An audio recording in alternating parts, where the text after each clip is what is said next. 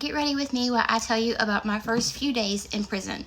I had committed my crime and been sentenced. I was sentenced to 5 years. I've been charged with armed robbery. I am fully guilty for my crime and I deserve the time that I got. Right after I was sentenced, I was taken to county jail. We were in the county's custody until Friday because that's the day that the prisons came and picked up inmates. There was only one girl who went to prison with me in like the paddy wagon. It was white. It was super like armored.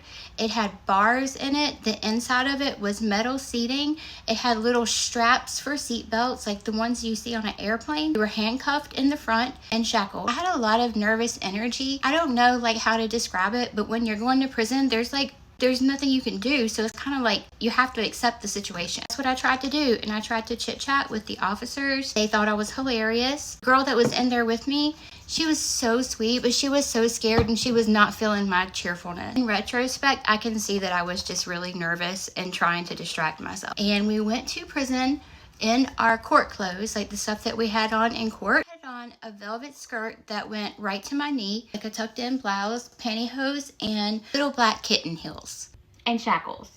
But my hair was a mess because I'd been in county jail for 3 days. I hadn't washed it. I hadn't been able to like do any skincare or makeup, obviously. I was just a hot mess. So the bus was this big, long, smelly ordeal, still shackled, and so we took like little baby steps. It was hard like taking the steps with shackles on, like to get into the bus. We managed, and there were no seatbelts in the bus, and it was really rickety. It smelled like feet and men's BO.